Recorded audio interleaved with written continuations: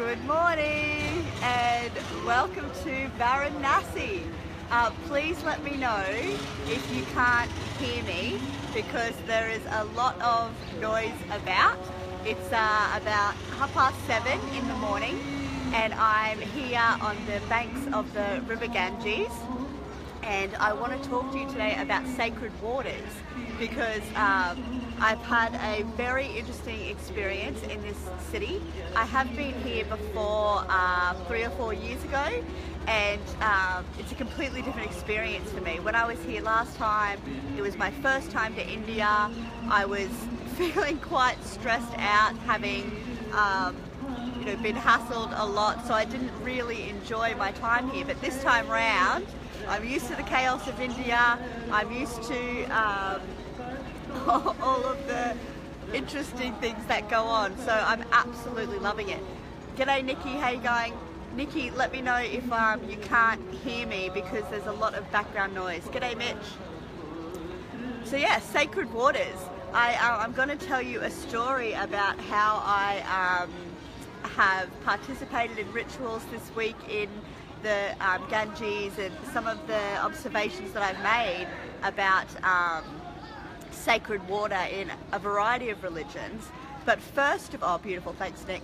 But first of all, before I explain to you what's going on, I want to show you, because here in Varanasi, or for Hindus worldwide and certainly in India, I know Mitch, she already knows that I've ruined my beautiful blonde. It's fine, it'll come out eventually. Yeah, so the banks of the river, or the water of the Ganges, they believe is a goddess. So Hindus participate in rituals with the water, they do cremations with the water, they bathe in the water, they feed the animals with the water. It's sacred and holy and pure. And just to show you a little bit of what I'm talking about, or what I'm going to be talking about, we are down here at one of the ghats. A ghat actually means stairs, and there's people bathing. Oh, hang on. People bathing down there. I don't know if you can see.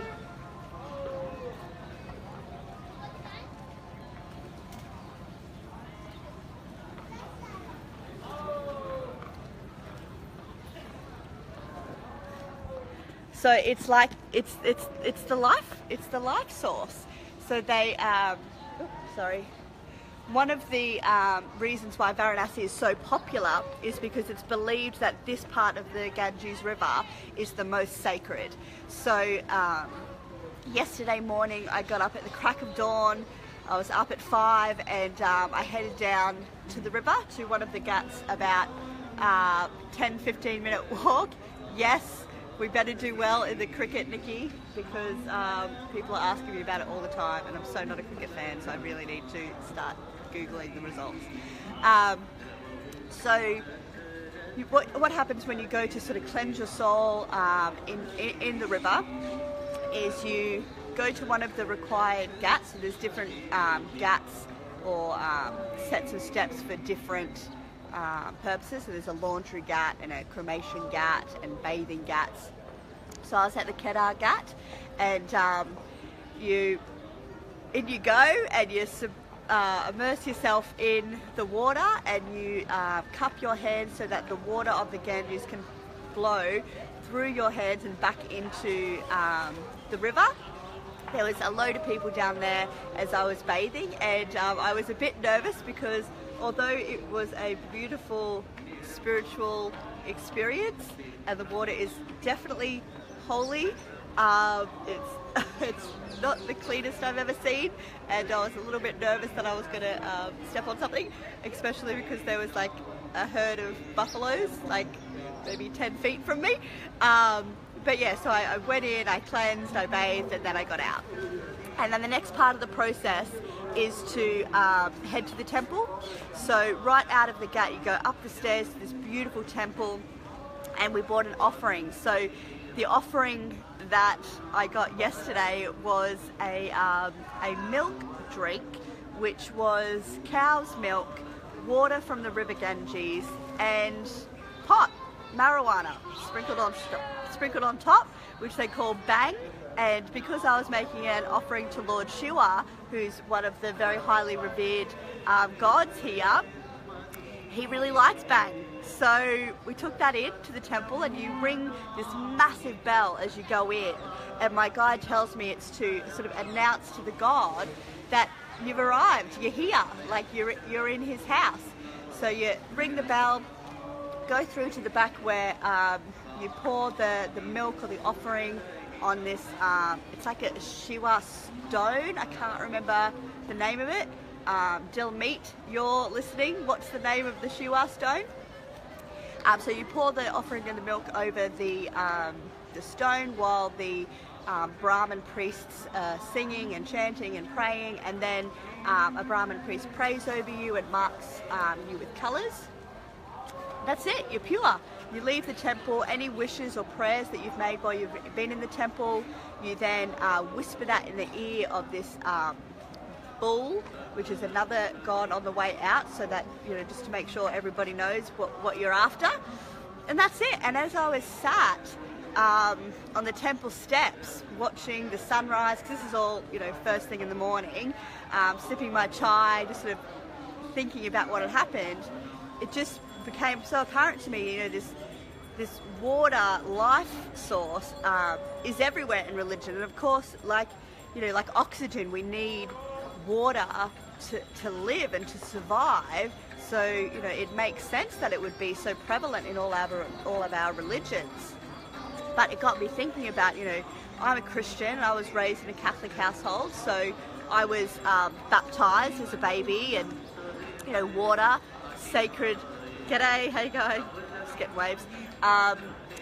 Sacred, holy water blessed by the priest was, you know, either my head was immersed in it or was splashed over my head. And, you know, in excuse me, in Islam, you know, the ablutions of making sure that you know, you cleanse your feet and your hands and up to your elbows and your face before praying, before entering the mosque, is something that you know, has to be done. In Sikh temples around the world, when you go to a Gurdwara, very often there is a holy pond within there that people bathe in as well.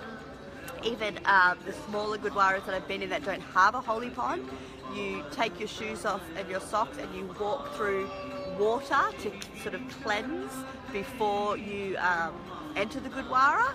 You know, water is everywhere. And with the Hindu tradition, what I'm learning here in India is, you know, it's not just a bit of splash of holy water and you're baptized. You know, water is everywhere.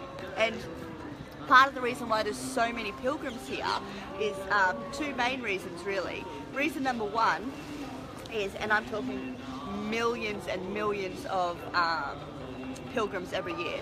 They come from all over India, all over the world, and they want to bathe in the holy Ganges. They want to be involved in the spirituality and the energy. They use the word energy all the time of the city. And secondly, they want to come here to die. So there's hospices and hostels and ashrams where, you know, people in their later years come and they just wait out their time to die here. And the reason they do that is because to be cremated here on the banks of the Ganges River breaks the cycle of reincarnation. So Hindus believe in reincarnation, and you know, you continue to come back onto this earth in different life forms depending on your karma and the deeds that you have done during your life. And if you come and have the opportunity to be in human form, then if you're cremated here, then you break that cycle. Your soul is set free and you go straight to heaven. And lots and lots and lots and lots of people want that. So there's 2 cremation ghats here. And again, I've seen those before, but through a different perspective, I guess. Obviously now I'm, you know, far more interested in the process, and last time I was here it was a little bit rushed, but we went down to these cremation ghats, and basically 24 hours a day, 7 days a week, people are getting cremated here because so many people either bring the bodies of their loved ones here sort of immediately after they die so that they can be cremated, or people come here to die. Not necessarily sick, but you know, you might be, I don't know, pushing 80, so you turn up and you live the last few years of your life here, and then you get to be cremated. And that was quite a sobering experience to see, really, because there's so much ceremony and ritual involved. Like when somebody dies, the body has to be cleansed, and there's oils that need to be arranged, and sandalwood and different type of fabrics. The eldest man in the family has to have like all of his body hair shaved, so his head shaved and his face shaved, and he has to wear certain fabric, same to what the body is wrapped in, this white fabric. And they come down to the river and they immerse the body in the river. And I'm walking the streets yesterday having a lassie, and you know, bodies are just being carried past me. It's just so normal because it's such a sacred place. And so at this cremation site, the body comes and it's carried down to the river, and then it's immersed fully in the river, and then some other sort of rituals occur, and then you know, the body is cremated. You have to buy like something like 200 kilos of wood for a human body to be burnt, and it's insane because the guide's telling me all this and I'm really fascinated. And then it sort of like occurred to me that all of those fires are different people, like different bodies. And then like I noticed this leg hanging out, and it was really like, I don't know, like an out-of-body experience. Like I was watching these rituals go on a TV screen, and then all of a sudden it was like real, and that was people's lives. And there's no wailing or crying or you know, drama of the loved ones, considering that, you know, people are buried, or sorry, cremated here like very soon after death. And my guide said that women aren't allowed to come down to the cremation site because we're too emotional, and we will disturb the soul.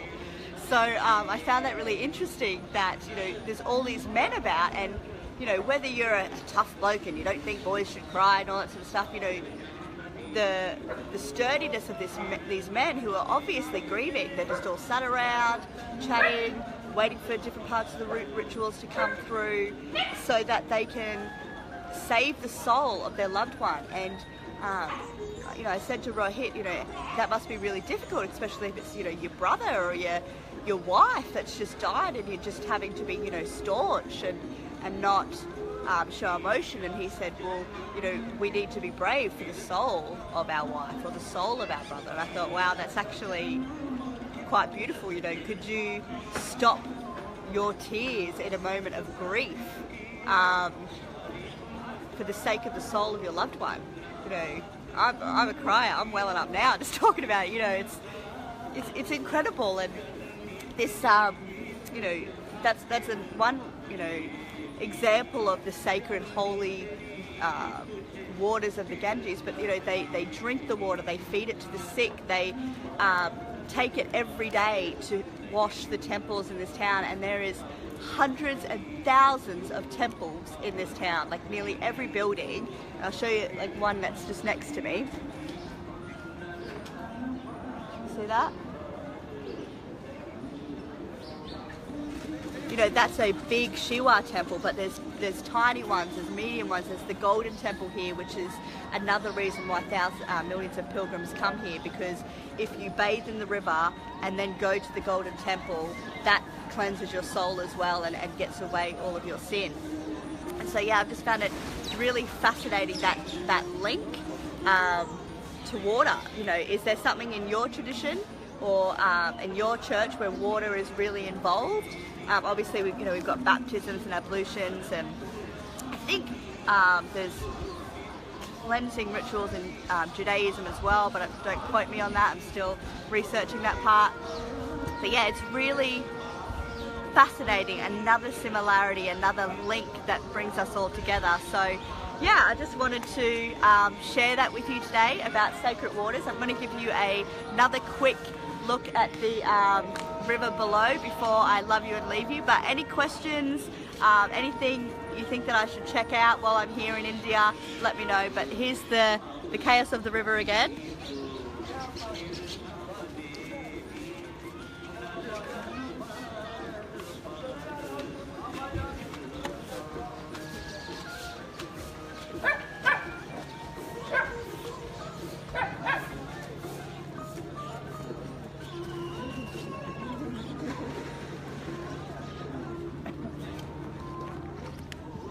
Absolutely incredible.